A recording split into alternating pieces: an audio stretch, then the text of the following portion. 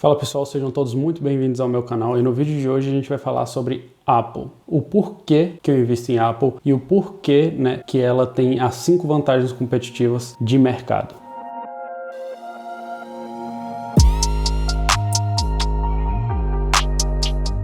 Se esse conteúdo tem agregado algo a você, não se esqueça de se inscrever, compartilhar com seus 10 mil melhores amigos e deixar aquele like para continuar ajudando a gente a crescer e a cada vez mais trazer mais conteúdos de grande valia para vocês. Então vamos diretamente para o vídeo. Pessoal, o que são essas 5 vantagens competitivas que eu falei para vocês sobre Apple? A primeira delas é a marca forte. Ela tem um network effect, ela tem escala, ela tem propriedade intelectual com barreiras de acesso e a gente tem o switch cost. Switch cost nada mais é do que o custo de troca. Tem empresas que se saem melhor do que a Apple? Tem, mas a Apple ainda tem um pouquinho ali disso também. Então, para ficar mais simples, eu vou falar um pouquinho de cada um, exemplificar para vocês entenderem essa tese de investimento em Apple. Para falar de marca, gente, eu vou exemplificar para vocês. O Band-Aid não é Band-Aid, o Cotonete não é Cotonete, é aço de algodão. O Bombril não é Bombril, é palha de aço. Então, quando a gente está falando de marca, a gente está referindo aquilo. A gente não fala celular. Quem tem um iPhone fala o iPhone. A gente não fala tablet, a gente fala um iPad. A gente não fala notebook, a gente fala um MacBook. Então, é por isso que a Apple conseguiu introduzir isso de forma muito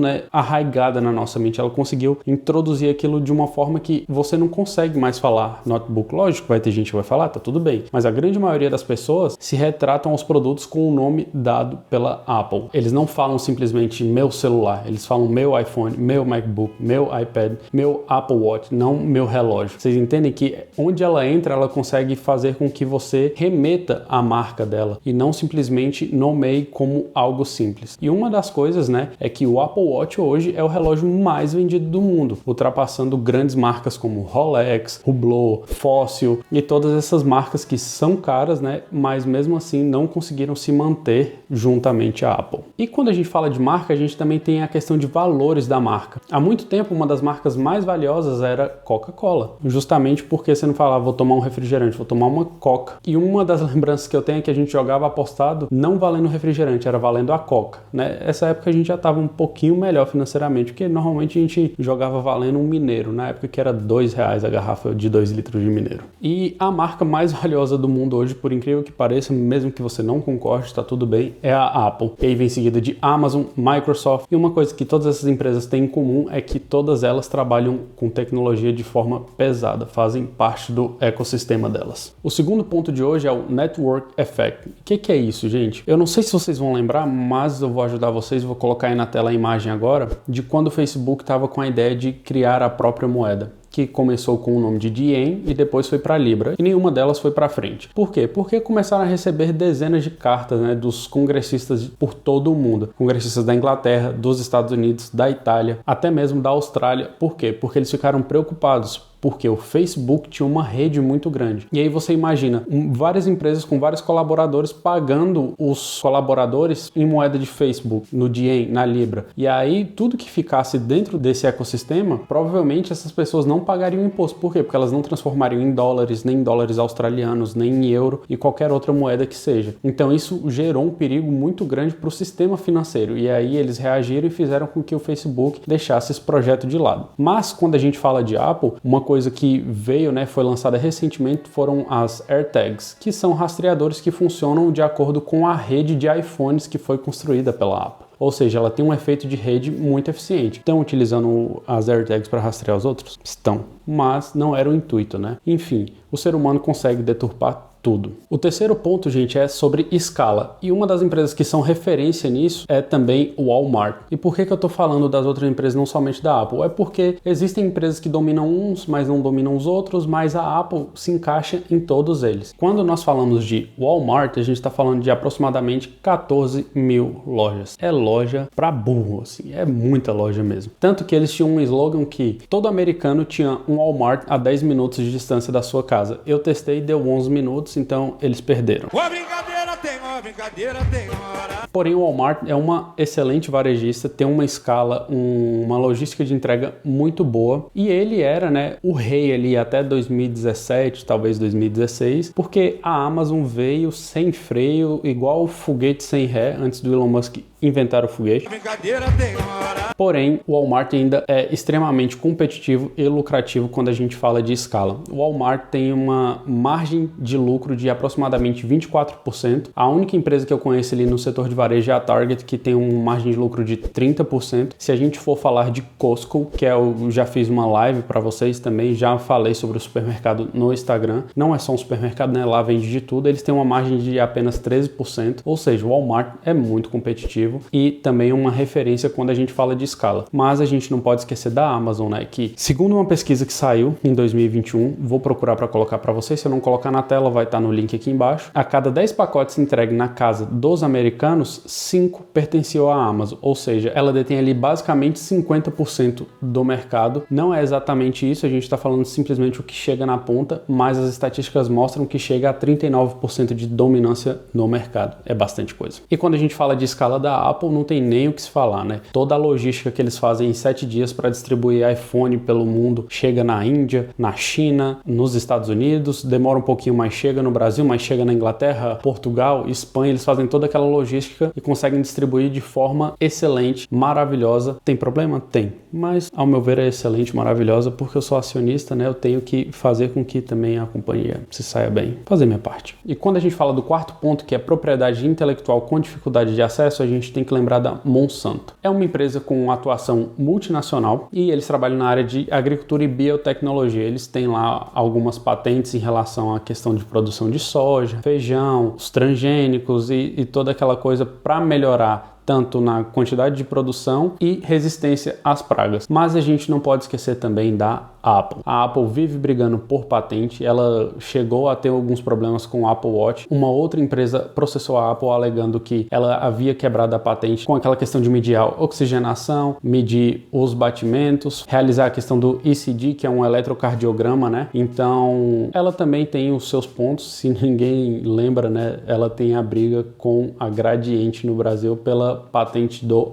iPhone. Mas é somente no Brasil esse único problema aí com a Gradiente. E ela tem diversas brigas com a Samsung. E eu vou colocar um link também aqui embaixo para vocês darem uma olhada, que são referente a 6 patentes da Apple que diferenciam ela do mercado e patentes também que ela briga pra caramba com as outras empresas. Um fato interessante é que a Apple tem a patente daquele telefone com câmera dupla, eu acho que na horizontal. Então eles têm uma série de patentes. Eu parei aqui para pesquisar, mas a Apple tem mais de 9.000 patentes ativas. Então é patente do que vocês imaginarem. Touch ID e um monte de coisa, gente. É difícil até de falar porque tem patente para coisas que vocês nem imaginam, coisas que nem existem e que a Apple nem sabe se vai usar. Eles simplesmente criam e já patentiam para proteger, né, a sua tecnologia de possíveis desenvolvimentos dos seus concorrentes. Ou seja, é uma forma de proteger e continuar ali ganhando mercado. O quinto e último ponto é o Switch Cost. Isso é o custo de troca. Eu acredito que a Microsoft tenha um pouquinho mais de peso do que a Apple. Por quê? Hoje a gente tem aquela questão do Google Sheets, mas quando a gente não tinha, era muito difícil você trocar para um Mac pela questão do Excel. Até porque o Excel não funciona tão bem quanto funciona no Windows, né? Com um bom desenvolvimento. Logicamente você pode comprar os pacotes e tal, mas o Windows é otimizado para o Excel. Por quê? Porque foi a própria Microsoft que desenvolveu o Excel, o Word, PowerPoint e todas essas outras coisas. A Apple também tem as suas ferramentas, mas nada igual ao Excel. O Google Sheets hoje faz bastante coisa, mas tem muita gente que ainda prefere o Excel. Porém, o custo de troca também está envolvido na Apple. E simplesmente isso vai acontecer porque o ecossistema da Apple funciona muito bem. Uma das coisas que eu gosto muito é que às vezes eu dou Ctrl+C no celular, né? Eu copio o que está no celular e dou um Ctrl+V no MacBook e ele já cola tudo. Então,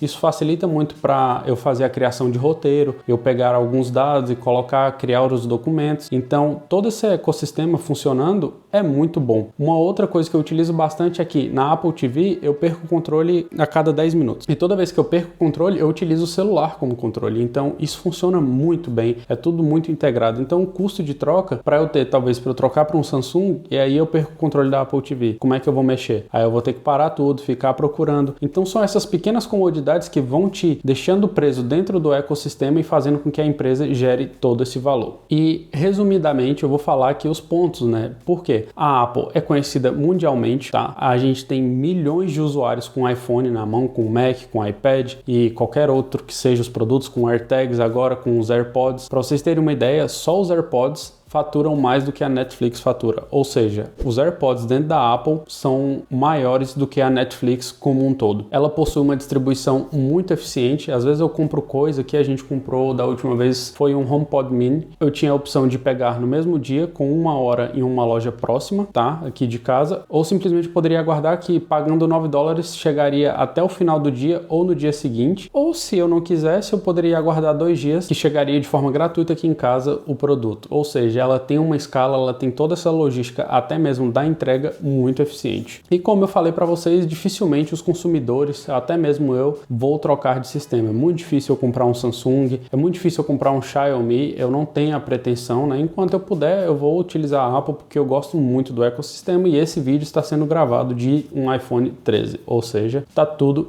integrado. E como eu falei para vocês, ela tem mais de 9.000 patentes, ou seja, está tudo muito bem protegido, né? As suas tecnologias estão protegidas por um bom período de tempo, ela sempre vai tentando renovar ou vai criando novas e quando ela não consegue renovar, provavelmente a tecnologia já está obsoleta, então não tem problema os concorrentes utilizarem. Um outro ponto importante é que a Apple tem hoje aproximadamente 190 bilhões de dólares em caixa. Ela poderia pegar, hoje eu estou a fim de comprar uma empresa, vou comprar uma pequena empresa do Brasil. Ok, pode vir Petrobras e Itaú juntos, que ela tem dinheiro suficiente em caixa para pagar à vista o valor de mercado dessas duas empresas. É isso mesmo, somente em caixa. A Apple hoje vale praticamente o valor de 2 vezes o PIB do Brasil, ou seja, o que o Brasil produz por ano não é suficiente ainda para comprar a Apple. O Brasil teria que dobrar de tamanho para chegar ao valor de mercado hoje da Apple, ou seja, é uma empresa enorme, com uma montanha de caixa e que tem brigado muito forte também dentro do metaverso, começou a desenvolver seus próprios jogos em parceria com a Konami, então acredito que é por este e alguns outros motivos que eu